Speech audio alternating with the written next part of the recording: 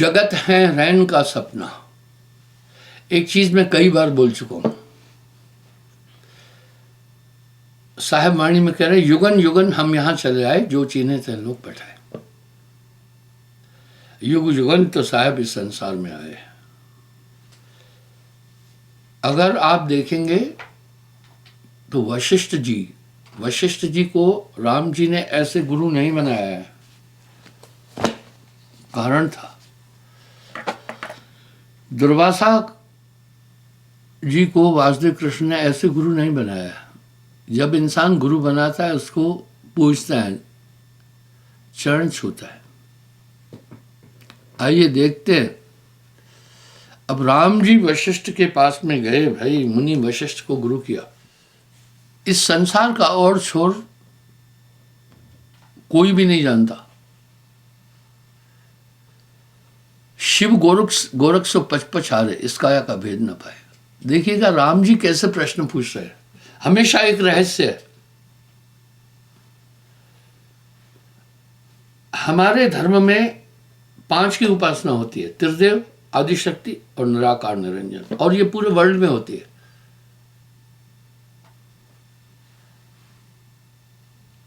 अभी तक मनुष्य ये एक मत नहीं हो सका है परमात्मा के ऊपर, अनादिकाल से। राम जी बोले, हे गुरुदेव, जब महाप्रलय होती है तो यह सुस्पष्ट भाषित होने वाला दृश्य कहां चला जाता है? अगर पूरी आइडियोलॉजी संतों की मथेंगे हम तो उसमें क्या निकलेगा? संसार असार और स्वप्न होता है। जगत है रैन का सपना, 3 लोक ही नाश हो जाते हैं। हे गुरुदेव, जब महाप्रलय होती है यह सुस्पष्ट भाषित होने वाला संसार कहां चला जाता है? वशिष्ठ जी का उत्तर भी बड़ा क्लासिकल है।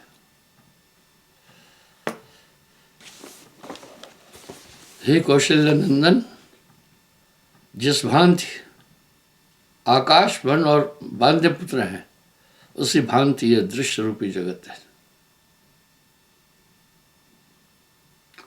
अर्थात जगत है ही नहीं। जिस तरह स्वप्न में देखने वाले समस्त पदार्थ सत्य प्रतीत होते हैं, जागने के बाद उनका कोई अस्तित्व नहीं होता, इसी तरह संसार है। नानक देव जी बड़ा सुंदर फरमाए, जो सपना पेखना जग रचना तिम जान, इनमें कुछ साचो नहीं, ये नानक साची मान।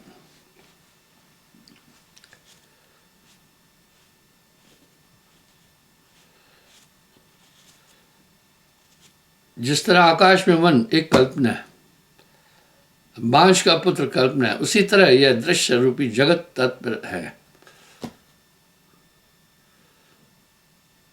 जगत है रैन का सपना। क्या बात है! नानक देव जी क्या फरमा रहे हैं? जो सुपना पेखना जग रचना तिम जान, इनमें कुछ साचो नहीं है, नानक साची मान।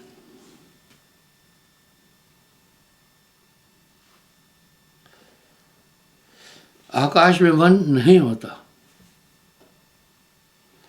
बांझ स्त्री के पुत्र तो त्रिकाल में कभी नहीं होते, उनको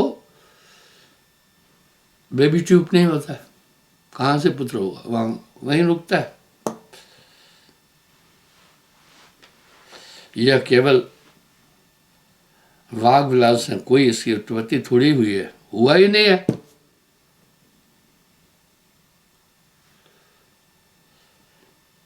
तुम किस संसार की बात कर रहे हो? यह तो उत्पन्न ही नहीं हुआ है। जो ये भाषित होता है सब स्वप्न है। आप हम स्वप्न देखते हैं। इंसान अपने जीवन का 1/3 हिस्सा नींद में गवाता है। स्वप्न देखने के बाद जब जागते हैं तो स्वप्न का अस्तित्व कुछ नहीं होता है। ये मृग मरीचिका की तरह संसार है।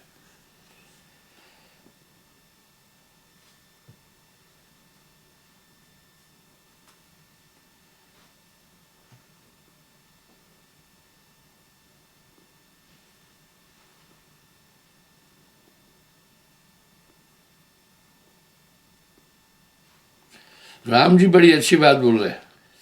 कह रहे किंतु यह जगत तो स्पष्ट दिखाई देता है। आपको ध्यान होगा, नाद बिंद योग स्वप्न, पिंड और ब्रह्मांड स्वप्न, साहब के इस भजन को मैंने कई बार दोहराया है। राम जी ने अपेक्ष कितना अच्छा किया है।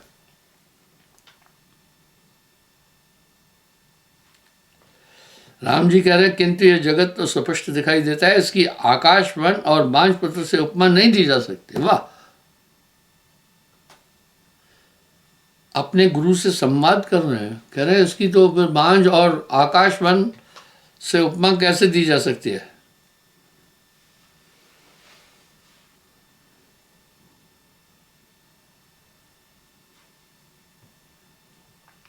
वशिष्ठ बोले, हे राम, मैं सत्य कहता हूं, जगत की उत्पत्ति नहीं हुई है। आप हम सब स्वप्न में बड़े बड़े मैदान देखते हैं, बड़े बड़े महल देखते हैं, बड़े बड़े समुद्र देखते हैं, बड़ी बड़ी चीजें देखते हैं। जागृत में पहुंचने के बाद किंचन मात्र कोई उसका अवशेष नहीं रहता है।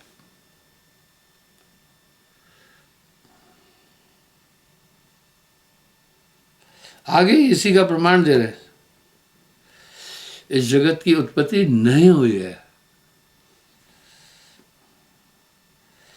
यह तो उसी प्रकार दिखाई दे रहा है जिस प्रकार स्वप्न में नगर दिखाई पड़े। जगत आकाश रूप है, इसकी उत्पत्ति हुई ही नहीं है।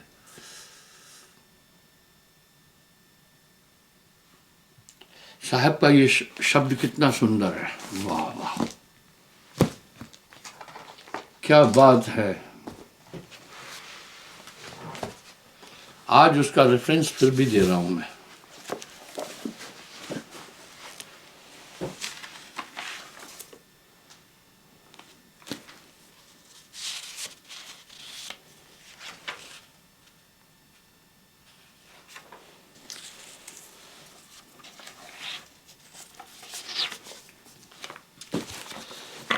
जाते भयो अंड स्वप्न रूप, बसे अंड मां है। कर्ता का स्वरूप नहीं, अंड को स्वरूप है। नाद बिंद योग स्वप्न, ईश जीव, ईश भोग स्वप्न, जीव भी स्वप्न है।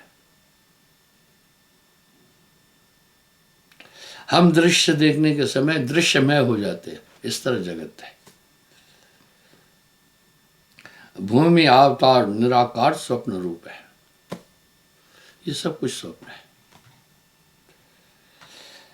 वाचा और अवाचा स्वप्न रूप सो अनूप है। ये सब माया है। चंद्र सूर्य भास स्वप्न, पंच में प्रपंच स्वप्न।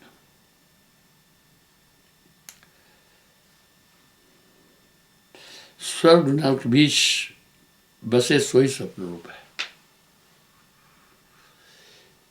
एक जगह वाणियों में आता है, स्वर्ग नरक आदि अज्ञानियों के लिए है, ये है ही नहीं, पर है। जैसे स्वप्न लोग तो है ना, पर मिथ्या है। इस तरह सब कुछ मिथ्या है।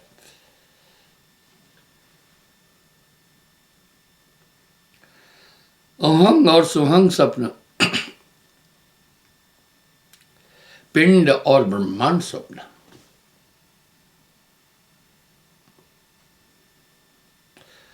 मृत्यु के समय आप देखना, कुछ नष्ट नहीं होता। अभिमन्यु की मृत्यु के बाद अर्जुन व्यथित हुए। गांडीव फेंक करके वासुदेव कृष्ण से कहा, भगवान अब मैं लड़ाई किसके लिए करूं, मेरा पुत्र ही चला गया, मर गया। वासुदेव कृष्ण ने कहा, अर्जुन तुम किसका शोक कर रहे हो, ना कोई आया ना कोई गया, आत्मा अमर है। जिस तरह मनुष्य पुराने वस्त्रों को त्याग कर नवीन वस्त्रों को धारण करता है, आत्मा कर्मानुकूल इसी तरह शरीरों को धारण कर रही है। कुछ भी नष्ट नहीं हुआ है। ये अज्ञान अवस्था है। तुम्हारे पुत्र का शरीर पंचभौतिक था, कुछ उसका शरीर भी नष्ट नहीं हुआ। वाह, मिट्टी मिट्टी में मिल गई, पवन पवन में जाकर समा गई, अग्नि अग्नि में समा गई, जल जल में चला गया। अभीष्ट आत्मा कभी नहीं मरती है, वही नित्य है।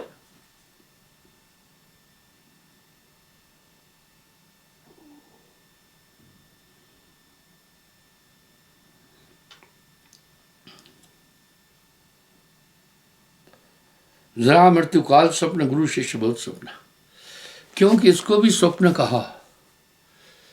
इसी स्वप्न अवस्था के कारण हम ज्ञान और अज्ञान का अनुभव करते हैं। ये कोशिकाओं का खेल है कुछ।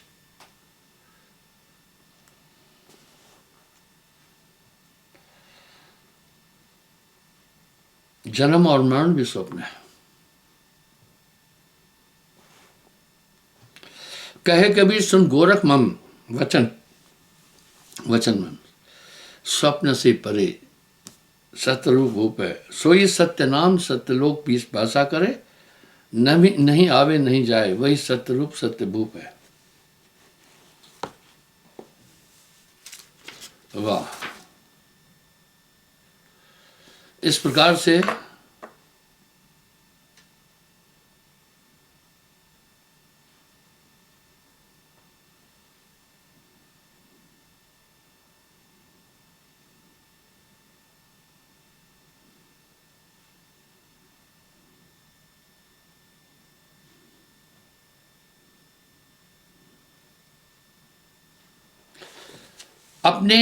अपनी वाणी में संसार की असारता का निरूपण साहब ने जितनी बेहतरीन वाणी में किया है, कोई नहीं किया, और उस सत्यलोक को स्थापित किया है। चल हंसा सतलोक छोड़ो ये संसार। पहली बात तो आत्मा को कोई बांध नहीं सकती। फिर ये क्या मतलब है? आत्मा अपने आप को खुद ही बांधे हुए है। इस पर भी साहब ने सुंदर रूपक दे दिया। आप ही बन लो, जैसे सुनहा कांच मंडल में भरमत भूख मरो। यह संसार काल है राजा, कर्म का जाल पसारा। लोगों ने इन्हीं का वाणी उठाकर काल का देश, दयाल का देश, फलाना देश, ये सब चीज की।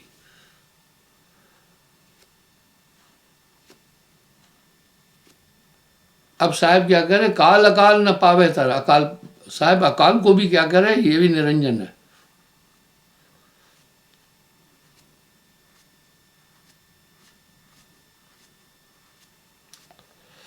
यह संसार काल है राजा। हजारों जगह लिख दिया, सयाद के काबू में हैं सब जीव बेचारे। वो जो चाहता है हर मनुष्य से वो कर्म कराता है।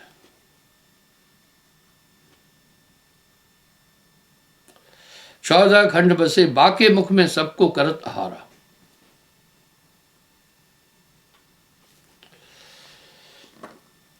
एक शब्द मैं पुनः दोहरा रहा हूं, जिसे दुनिया के धर्म स्वीकार नहीं कर सकते।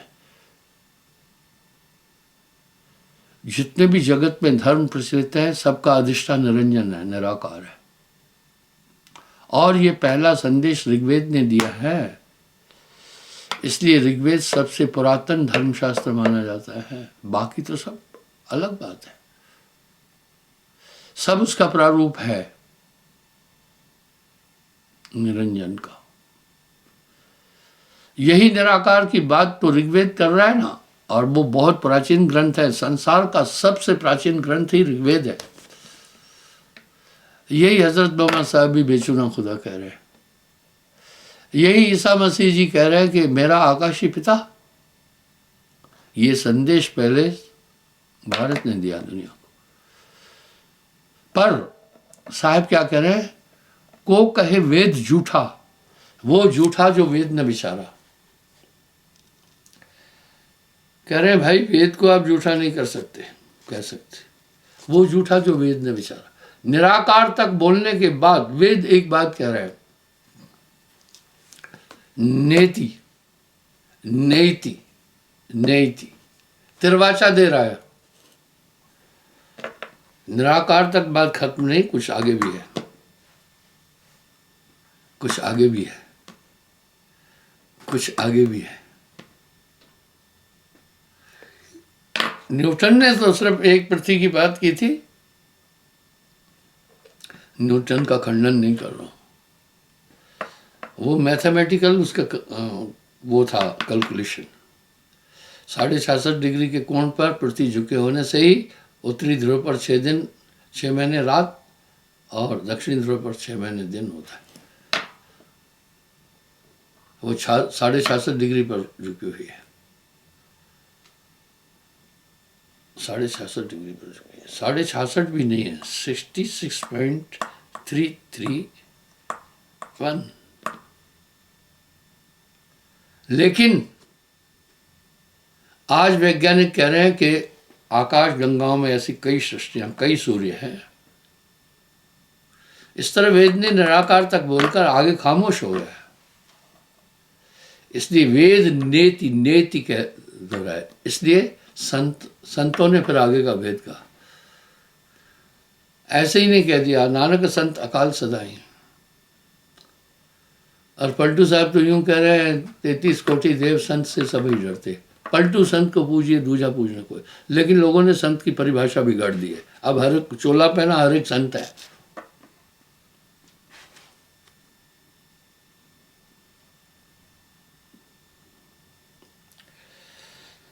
ब्रह्मा विष्णु शिव तन धरिया और को कौन बेचारा। कह रहे हैं भाई ब्रह्मा विष्णु शिव सन का आदि तन धरा, बाकी का कौन विचार बताऊं मैं।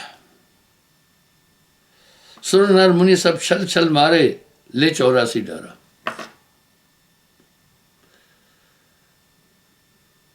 विष्णु के स्वयं 24 अवतार है, ब्रह्मा जी के बहुत अवतार है, शिव के बहुत अवतार है। अच्छा है, रामायण में गोस्वामी जी ने लिख लिया, जा दिन से प्रभु गर्भ आए, और ये गर्भ का दुख सबसे बड़ा है।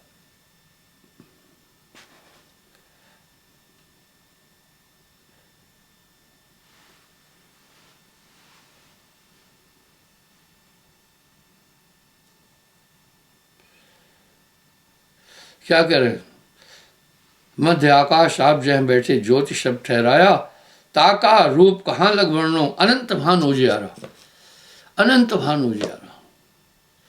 श्वेत स्वरूप शब्द से फूले हंसा करत बिहारा, कोटिन चंदा सूरज छिप जही हैं, एक ही रोम उजियारा।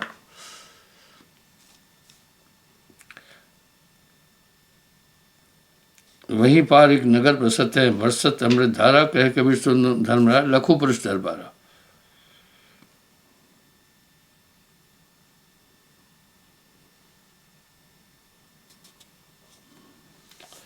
इस तरह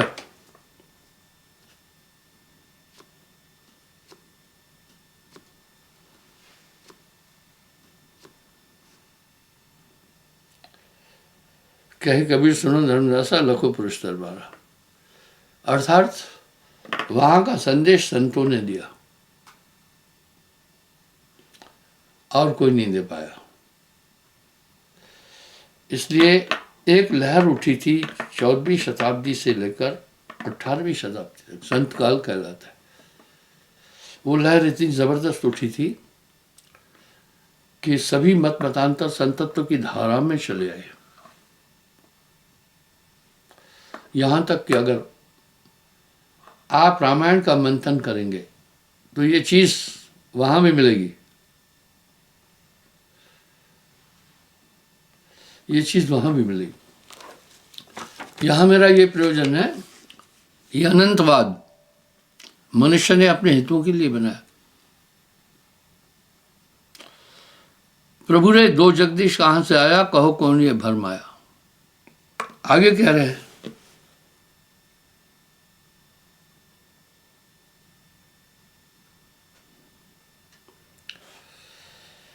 हे राम ये जगत उत्पन्न नहीं हुआ है। ये उसी प्रकार दिख रहा है जिस प्रकार स्वप्न में नगर दिखाई पड़ते हैं। जगत आकाश रूप है, इसकी उत्पत्ति नहीं है हुई। जिस भांति जल में तरंग काजल में श्यामता, अग्नि में उष्णता, चंद्रमा में शीतलता, वायु में स्पंद और आकाश में शून्यता है, उसी भांति ब्रह्म में जगत को समझो। साहब अपनी वाणी में यही स्थापित करने में लगे, जगत है ही नहीं।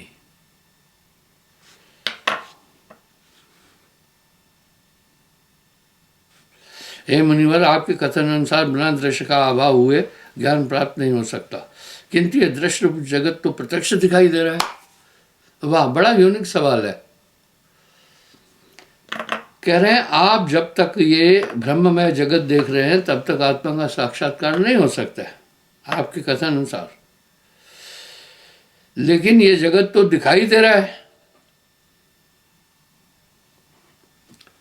आप उस सूत्र को बताओ जिससे इसकी दृश्य का भाव खत्म हो जाए और निर्वाण पद को प्राप्त हो। हे मुने, आप कहते हैं कि जगत का अभाव है तथा यह भ्रांति मात्र है, परंतु यह तो प्रत्यक्ष दिखाई दे रहा है। वाह, राम जी का तर्क वजन में है।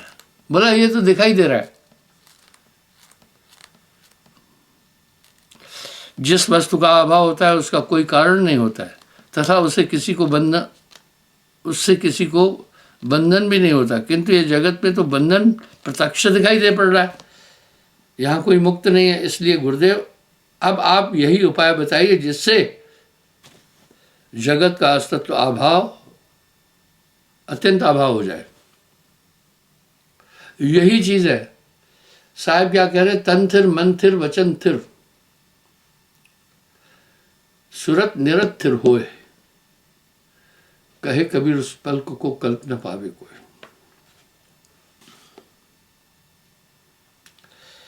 हे राम, मेरी बात को एकाग्र चित्त होकर के सुनो, उसको समझ लेना कि इस दृश्य की शांति अवश्य हो जाएगी। तुम्हारे हृदय में जगत उसी प्रकार न रहेगा जिस प्रकार समुद्र में धूल नहीं रहती। हे रघुनंदन, ये जगत जो तुम्हें दिखाई पड़ता है इसको रचने वाला कोई नहीं, ये अकारण रूप है। जिसका कारण नहीं होता वह दिखाई पड़ रहा है तो उसको ब्रह्म मात्र समझना चाहिए। इसकी रचना हुई नहीं है। हे राम, चित्त का संवेदन ही स्पंदन में जगत होकर के भाषित होता है। वाह, अगर आप थोड़ा सा देखेंगे तो आप कह रहे हैं मेरा मेरा, ये तो मेमोरी के कारण है। मेरी माँ, मेरी बेटी, मेरा घर, मेरा परिवार, ये चिताभास हैं। यही वो कह रहे हैं केवल चित्त का निरोध कर दो, चित्त को रोक दो, चित्त को कंट्रोल कर लो, कुछ भी नहीं है। फिर उदाहरण के लिए किसी को चोट लग जाती है सर में तो भूल जाता है माँ क्या है, बाप क्या है, फलाना क्या है, ठिकाना क्या है, भूल जाता है। ये चिताभास है। सिर्फ चित्त का निरोध कर, चित्त को चलायमान नहीं होने दो हे राम, तो जगत का अस्तित्व समाप्त हो जाएगा। यहाँ साहब यही कह रहे हैं। मन के चार रूप पर मैं काफ़ी ज़्यादा बातचीत करता हूँ। जब ये संकल्प करता है इसी मन को मन कहते हैं। निश्चय करता है यही मन बुद्धि होता है। जब याद करता है इसी मन को चित्त कहते हैं। जब क्रिया करता है यही मन अहंकार कहलाता है। एक है साधे सब सदे, सब साधे दिख जाए। आप खामोशी से बैठकर तो देखो साधन और क्या है। चश्म दिल से देख तू क्या क्या तमाशे हो रहे,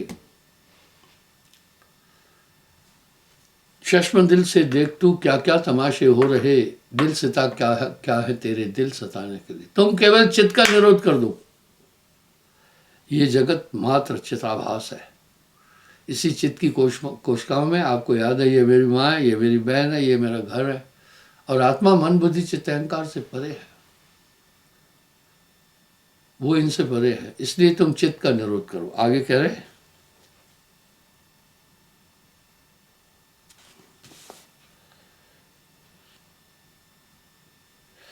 चित्त का संबंधन ही स्पंदन में जगत होकर भाषित होता है। जिस प्रकार दूसरे तत्वों के अणु और स्थान पाए जाते हैं तथा आकार से नहीं, उसी प्रकार आत्मा से भिन्न इस जगत का भी कोई स्थान नहीं है। यही तो मैं गेटे का भी एग्जाम्पल दिया हूँ, यही मैंने वासुदेव कृष्ण का भी एग्जाम्पल दिया है। ये जगत केवल आपके चित्त की सुफना है और मन की तरंग है। और ध्यान में बैठकर बस मन की तरंग मार दो तो हो गया भजन। ध्यान में ये तरंगे नहीं होने पाए, मन बुद्धि चित्त अहंकार के निग्रह होने के बाद जो अभिष्ट बचा वही आत्मा है। क्षमा चाहता हूँ, कल मैं पुनः हाजिर होऊंगा, अभी आरती होगी। साहिब।